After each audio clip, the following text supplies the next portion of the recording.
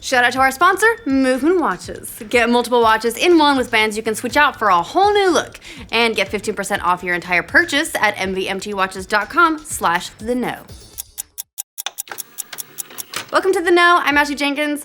One of the complaints about the Switch early on, especially in Legend of Zelda, has been a problem of stuttering and dropped frames. The Day 1 patch for Breath of the Wild seems to have mitigated the issue somewhat when the console's in docked mode, but it didn't completely take care of it. Now, others are discovering that the frame rate dips could be attributed to actually how the Switch scans for Wi-Fi signals.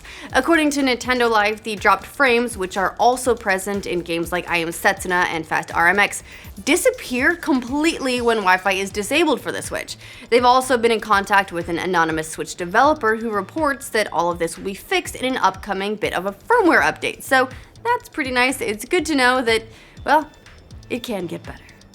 Riot Games just won a lawsuit against a cheat maker for League of Legends, and now it looks like Blizzard is on the verge of their own victory as well. The company has been tied up in a legal battle with a German cheat creator named Bossland, which produced a number of popular cheats and bots for World of Warcraft.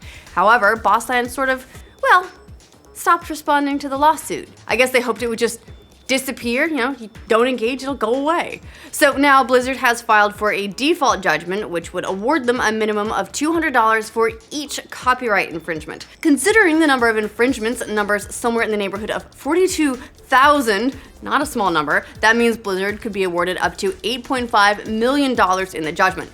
So, if you're ever sued by an enormous AAA developer, don't just pretend the lawsuit doesn't exist. That thing doesn't seem to go over super well, and it could cost you an awful lot of money.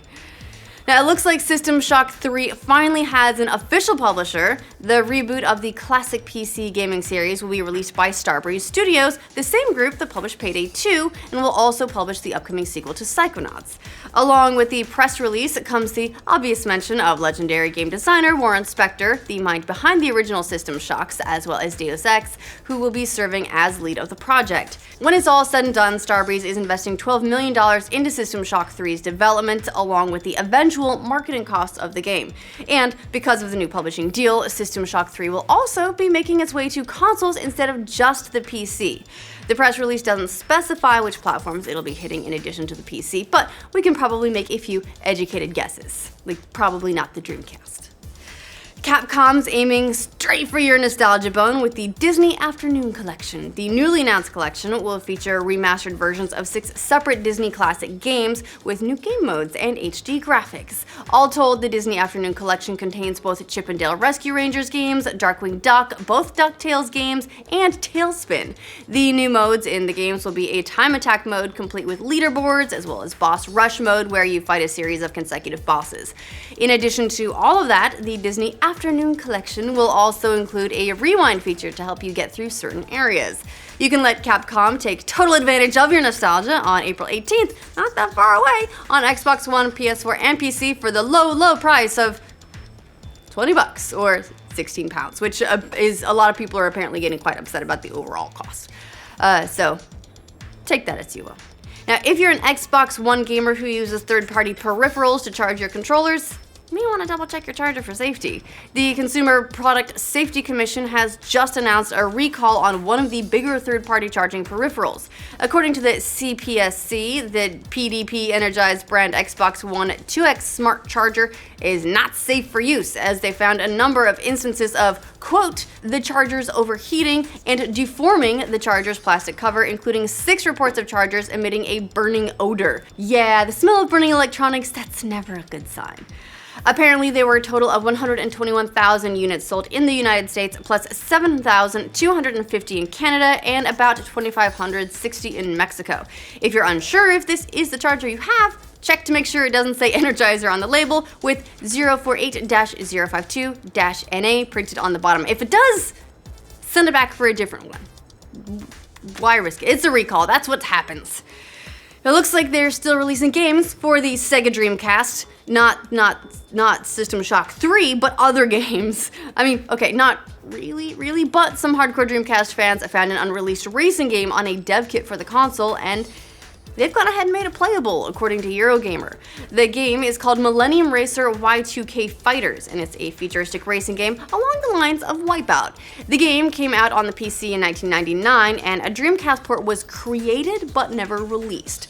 Someone who claimed to own a Katana Dreamcast dev kit said they found a complete Dreamcast port of the game, and an enthusiast named Tom Charnock said he managed to get it running on an actual Dreamcast, thanks to an SD card reader, which just goes to show some people will refuse to let the Dreamcast die, and that's awesome. It's good to see like stuff still coming out for that console that was a cult classic, and if you ever wondered how it died, we actually did a video essay about that over the last weekend. I'll put it in the end slate for you.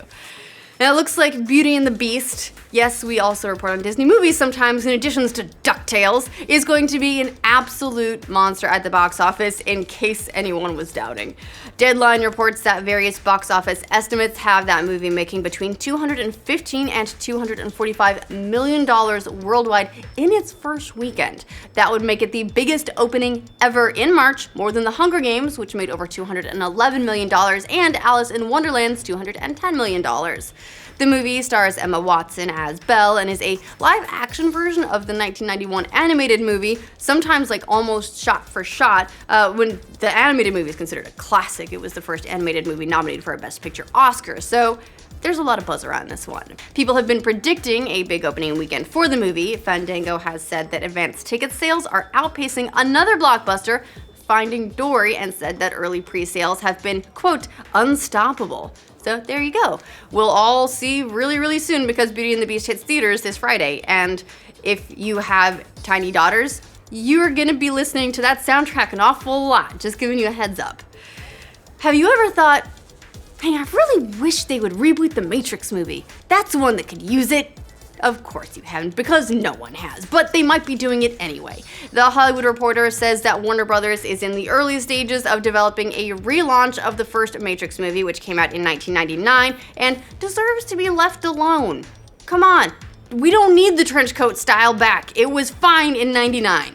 The Wachowskis are apparently not involved at this point, but Joel Silver, who produced the original trilogy, apparently went to Warner Brothers with the reboot idea. So if you need someone to blame, there you go.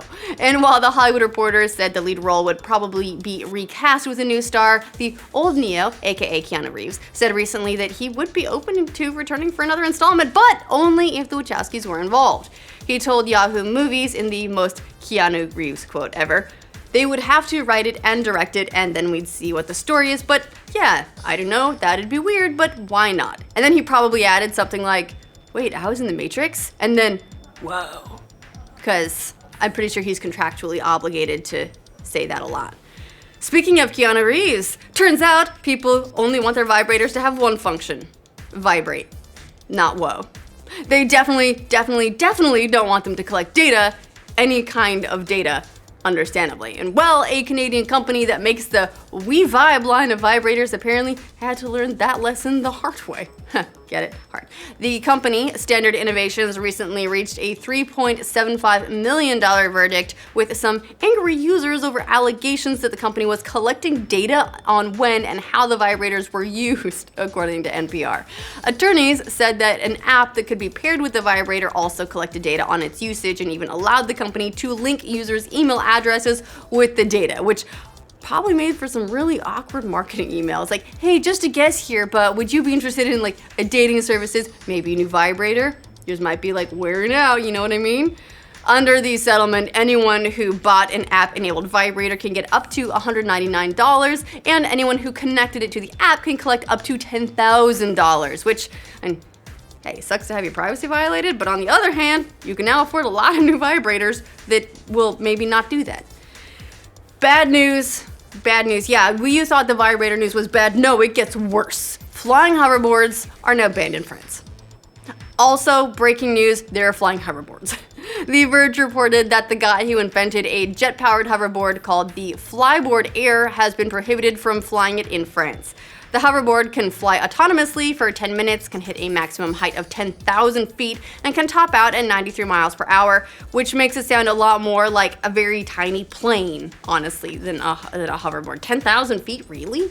It even set a Guinness World Record after it flew 7,388 feet along the coast of southern France. But authorities recently told its creator, Frankie Zapata, that he'd be put under criminal investigation if he kept flying the hoverboard, citing a number of safety regulations. Zapata angrily responded on Facebook, saying he will be obliged to leave France in order to keep up his work. All right, well, you can come to America, dude. We love stuff that's fast, cool, and unsafe. Those are kind of our jam. All right, that's all the news we have for you guys today. Let us know what you think of all these stories in the comments below. Make sure you get news from every corner of the internet. Like this video, and if you're new around here, you want to get all the latest on vibrators invading your privates and your privacy, make sure you subscribe to The Know. Thanks to Movement Watches for sponsoring this update. Movement Watches are made with versatility in mind because you don't want to buy a whole new watch for every occasion. That gets really expensive really fast. Instead, say you're wearing brown shoes, you can switch out your metal band for a brown leather band and bam, new watch. It all matches and you look sharp. I actually have, this is the first time I've ever had like a nice grown-up watch, and I got like a rose gold with a black, it's got a black face, and I have the black band, but I can switch it out for like the rose gold band if I want to feel extra fancy. That's kind of fun. It's like a plain dress up. Watches start at $95, but you can get 15% off your entire purchase if you go to mvmtwatches.com/theknow.